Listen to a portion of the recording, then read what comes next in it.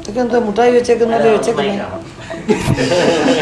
ആ അല്ല, ഇതൊക്കെ കൺമഷിയുടെ ഡപ്പ പോലെ ഇരിക്കുന്നേ. ഇതും മയക്കാന്നു. അയ്യോ, ഇവരെ സൂക്ഷിക്കണം കേട്ടോ.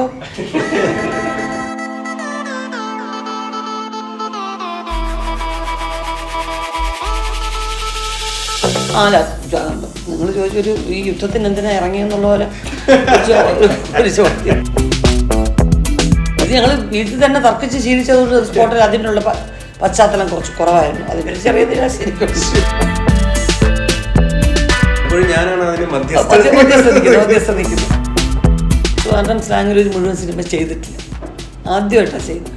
തിരുവനന്തപുരം എന്ന് പറയുമ്പോൾ തന്നെ കളിയാക്കി ആരെങ്കിലും പറയുമ്പോൾ എനിക്ക് അല്ലാതെ പേഴ്സണലി ഫീൽ ചെയ്യും. എനിക്കിഷ്ടമല്ല അങ്ങനെ പറയുന്നത്.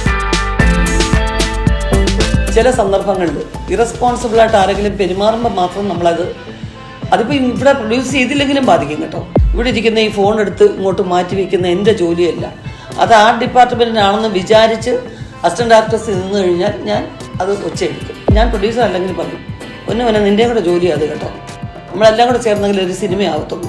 എടുക്ക്, അവിടെ കൊണ്ടുപോയി വയ്ക്കാൻ. അതെന്താ കുറഞ്ഞു പോകുന്നത്? അല്ല, നിങ്ങളിപ്പോഴത്തെ സ്റ്റേറ്റ്മെൻ്റൊക്കെ ആയിരിക്കും നമ്മുടെ സുരേഷ് അണ്ണനോ ഒക്കെ പറഞ്ഞത്. അങ്ങനത്തെ അതൊക്കെ ഒരു വൈകാരികമായ ചില മുഹൂർത്തങ്ങളിൽ നിസ്സഹകരണം എന്ന് പറയുന്ന സംഭവം പ്രേക്ഷകരല്ലേ പറയേണ്ട സിനിമയ്ക്ക്.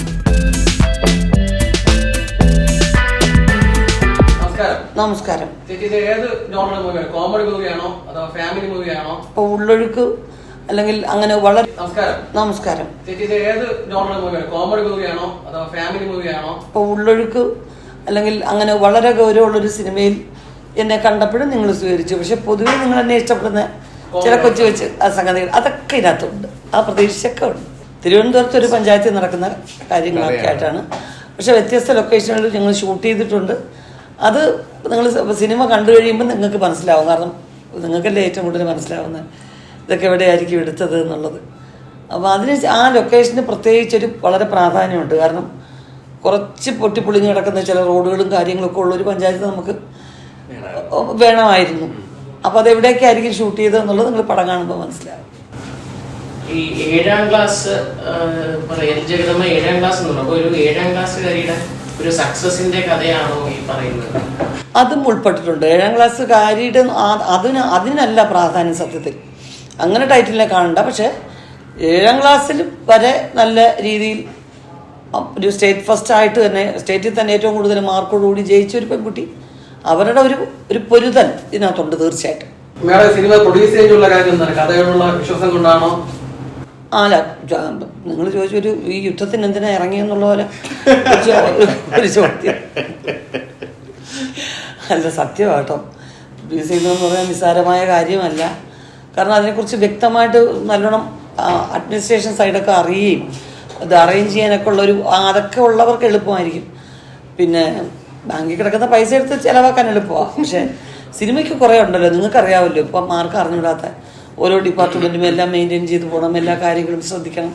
അത്രയ്ക്കൊന്നും അറിവില്ല എനിക്ക്. പിന്നെ അതറിയാവുന്നവരെ നമ്മൾ ഏൽപ്പിച്ച് കഴിഞ്ഞപ്പോൾ കുറേ ഭാരം കുറഞ്ഞു.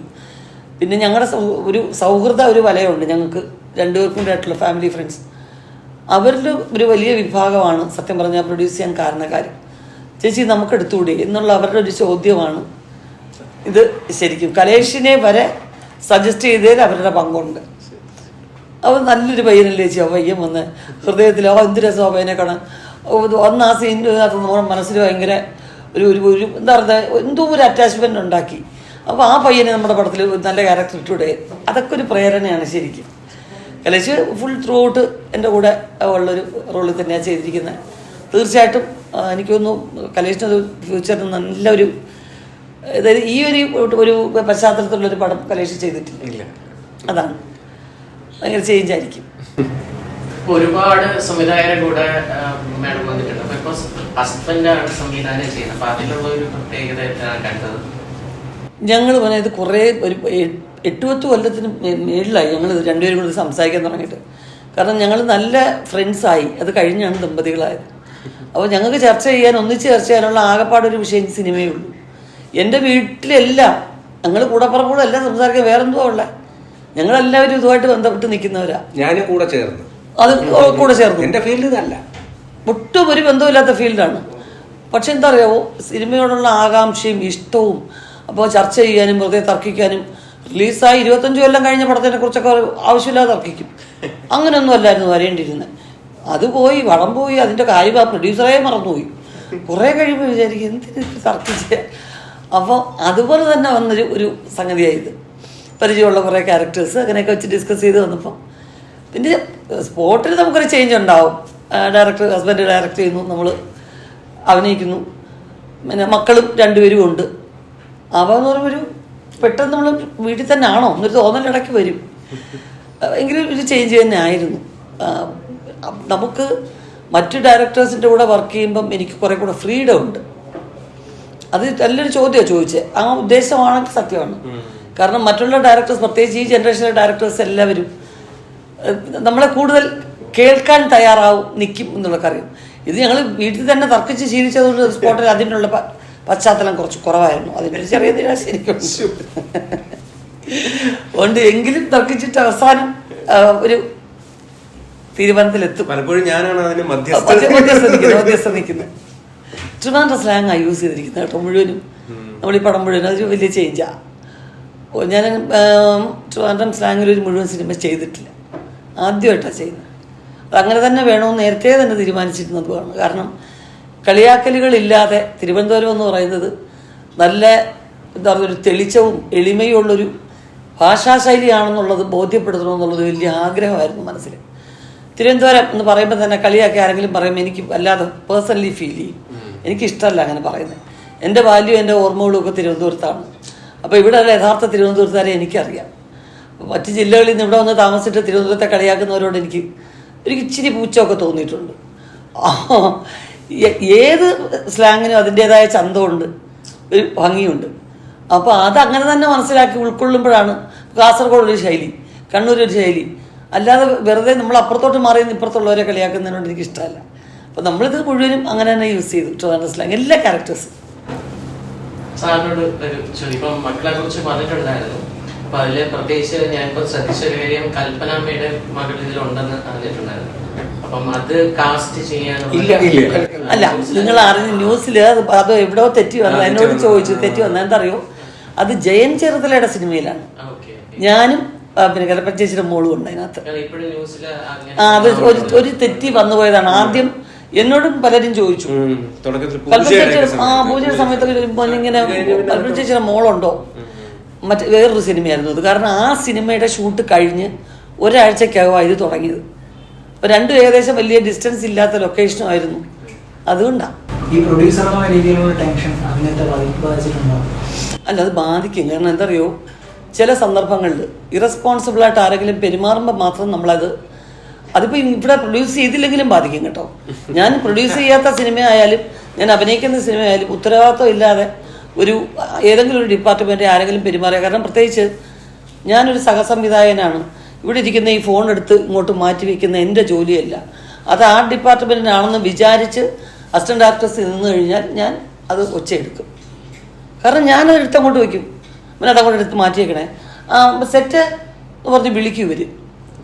അദ്ദേഹം വന്നെടുത്ത് വെച്ചെങ്കിലും ഉള്ളത് എൻ്റെ ജോലിയല്ല, ഞാൻ കുറച്ച് കൂടുതൽ വിദ്യാഭ്യാസമുള്ളവരായിപ്പോയി എന്ന് വിചാരിക്കുന്ന ആളാണെങ്കിൽ ഞാൻ പ്രൊഡ്യൂസർ അല്ലെങ്കിൽ പറയും, പൊന്നു നിൻ്റെയും കൂടെ ജോലിയാണ് അത് കേട്ടോ, നമ്മളെല്ലാം കൂടെ ചേർന്നെങ്കിൽ ഒരു സിനിമയാവത്തുള്ളൂ, എടുക്ക് അവിടെ കൊണ്ടുപോയി വയ്ക്കാൻ, അത് എന്താ കുറഞ്ഞു പോകുന്നത്.